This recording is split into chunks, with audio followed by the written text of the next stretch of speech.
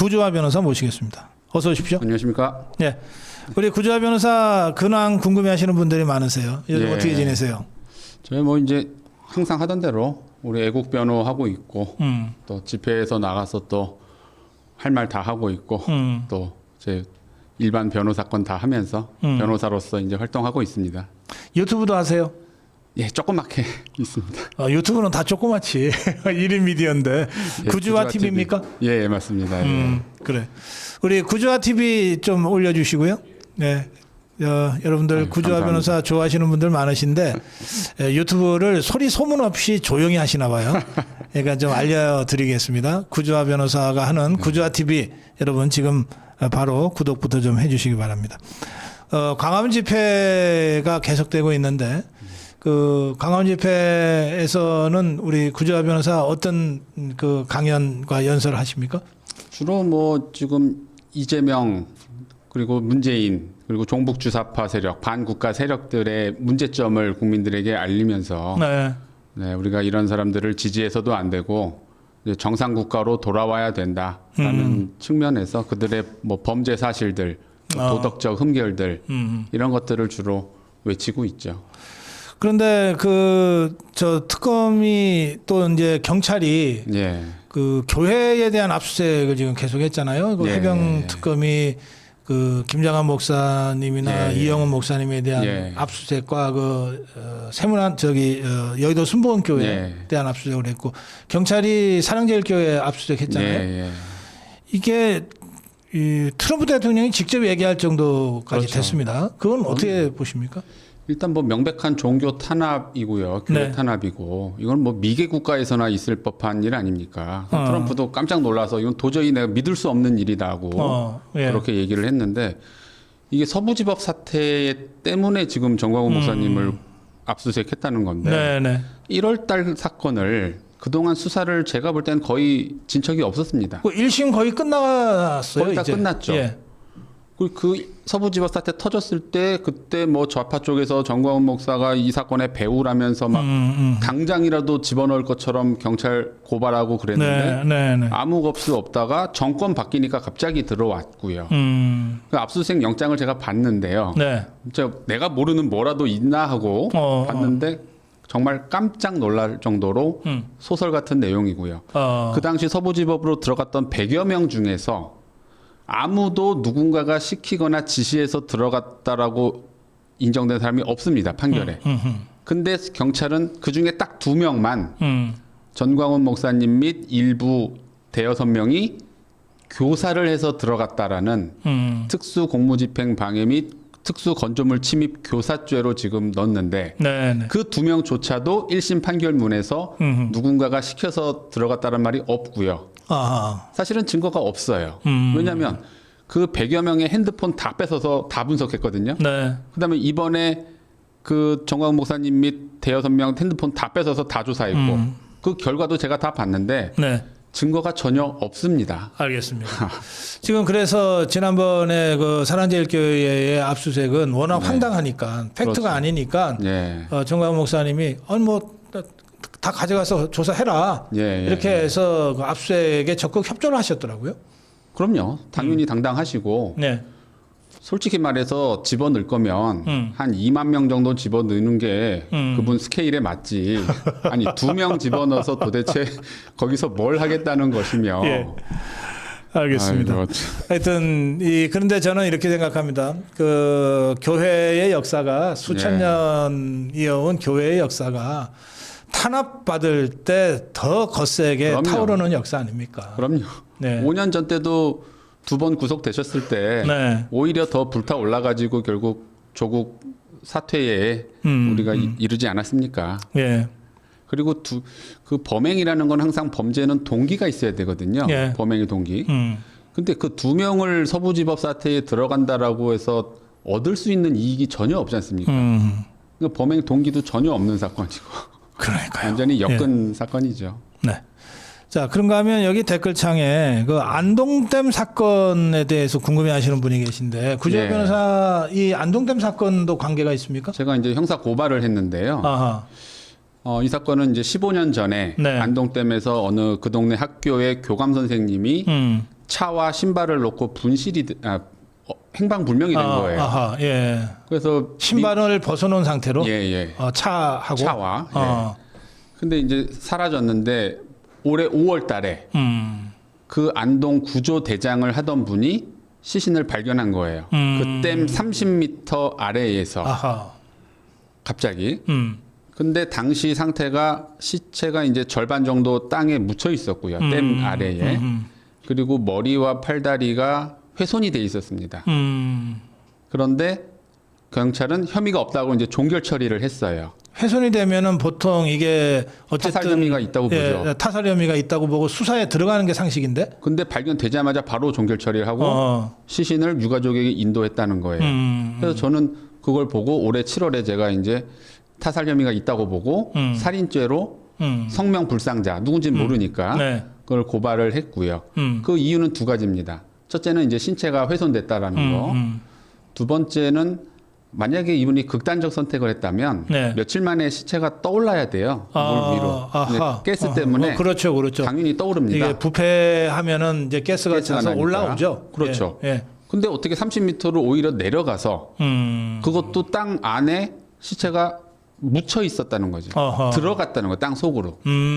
그거는 도저히 자연스럽게 해석이 안 되죠. 네. 누군가가 뭐 의도적으로 그랬다고 볼 수밖에 없는 그런 정황이라 고발을 해서 지금 안동경찰서에 있고요. 그게 살인 사건이면은 공소시효라는 게 있잖아요. 그때는 없는 때입니다. 예, 없는 때라 그런 문제는 없고요.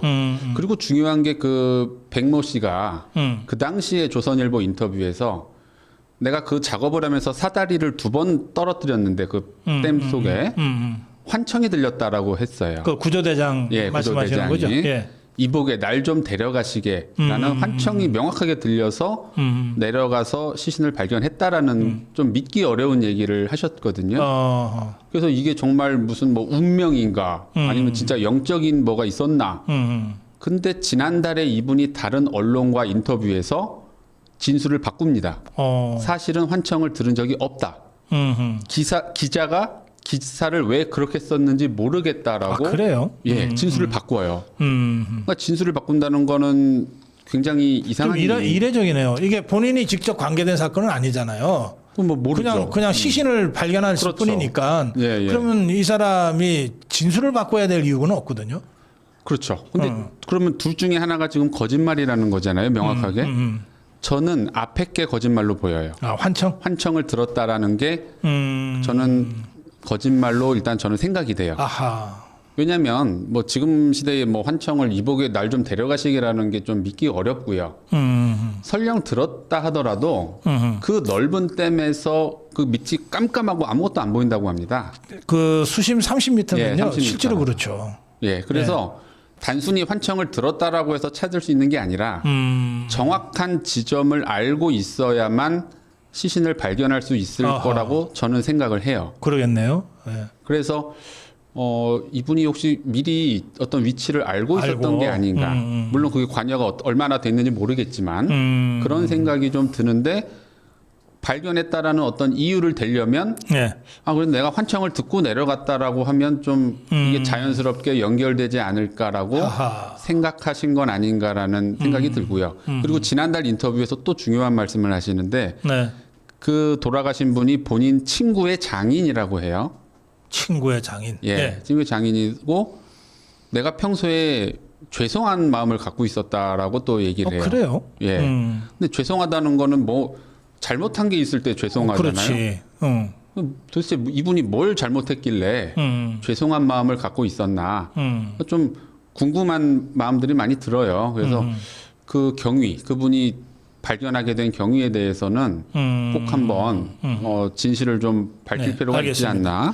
이게 지금 안동댐 사건 관련해서는 뭐 워낙 많은 이야기들 또는 이제 그 추측과 루머들이 돌아다니는데 지금 그런 차원으로 우리가 이 문제를 접근할 일은 아니고. 그럼요. 이제 구조화 변호사는 변호사로서 이 발견한 사람의 진술이 바뀌었다. 그런데 그렇죠. 좀 합리적으로 이해가 안 되는 부분들이 있다.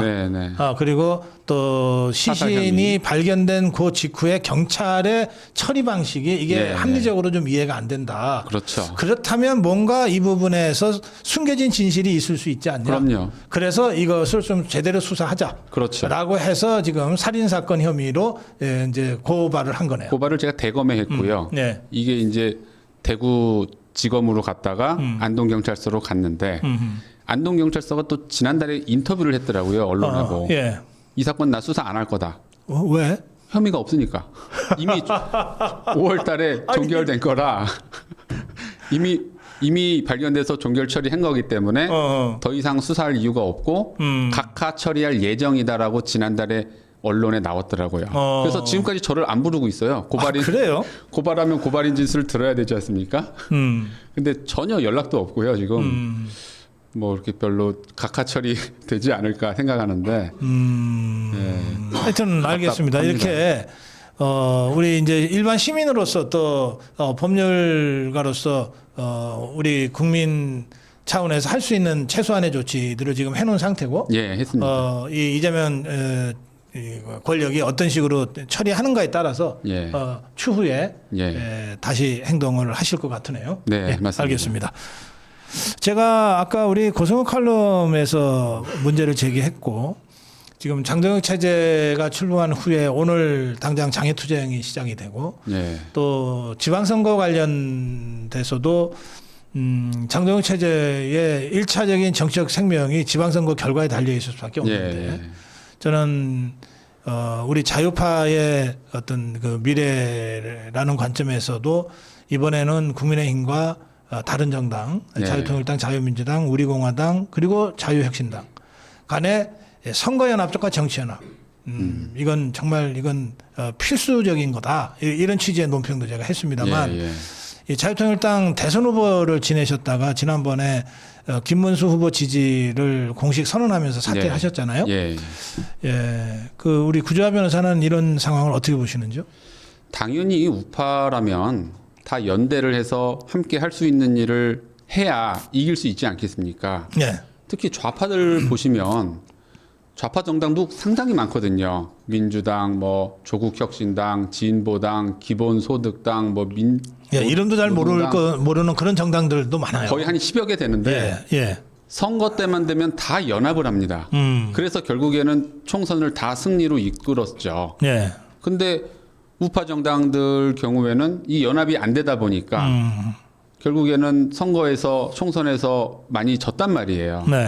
근데 그 연합을 안 한 책임은 사실은 뭐 제가 말씀드리긴 그렇지만 거대 국민의힘에 좀 있어요. 국민의힘이 99.99%지. 의도적으로 쳐냈지 않습니까? 연합을 안 하고 이것들이 배척했지. 오히려 뭐 무슨 더 적대시하고 민주당보다도. 그래서 함께 할 수 있는 일을 함께 해 나갈 경우에만 이길 수 있고 내년 총선에서도 희망이 있을 거다.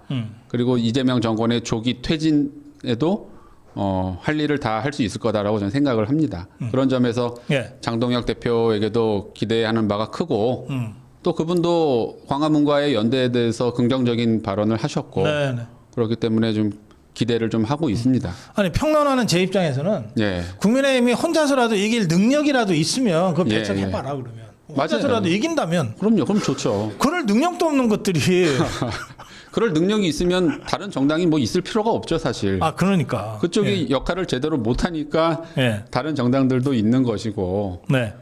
정말 함께 할 수 있는 일은 연대를 통해서 뭐 선거든 아니면 투쟁이든 뭐 법적 투쟁이든 장외 투쟁이든 같이 할 수 있는 우리 역할이 있거든요. 자유통일당은 또 장외 투쟁에 있어서는 오히려 국민의힘보다 훨씬 더 능력이 있지 않습니까? 그리고 워낙 오랫동안 해왔기 때문에 그 전투력이라든지 노하우나 이런 게 굉장히 쌓여 있잖아요. 그럼요. 그리고 뭐 탄핵도 예전 탄핵 촛불 때도 결국에는 장외 투쟁을 통해서 이루어졌던 거지 않습니까? 그런 걸 보면 결국에는 장외 투쟁의 힘이라는 게 얼마나 큰지는 전 국민이 다 아는 것이고 이걸 할 수 있는 유일한 세력이 광화문이라면 당연히 연합을 해서 할 수 있는 일을 같이 해야 된다고 생각을 합니다.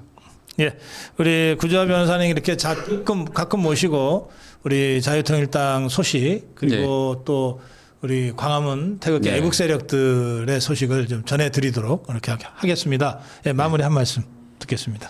예, 정말 나라의 모습이 정말 참담한 모습으로 지금 이어지고 있습니다. 설마 했던 일들이 계속 이루어지고 탄핵과 정권 교체 그리고 지금 외교와 폭망, 경제 폭망으로 가고 있는데 이걸 이대로 지켜볼 수 없는 지경에 이르렀고 결국에는 이걸 바꿀 수 있는 힘은 정당이 아니라 우리 국민 개개인이 뭉칠 때만이 이거를 뒤집을 수 있고 정상국가로 대한민국을 온전히 바로 세울 수 있을 거라 생각합니다. 그래서 여러분 또 방송 보시는 것도 중요하지만 힘을 합쳐서 같이 싸울 수 있는 방향으로 같이 투쟁을 적극 동참해 주시기를 부탁드리겠습니다. 예, 말씀 잘 들었습니다. 고맙습니다. 네, 감사합니다. 네, 자유통일당 구주화 변호사였습니다.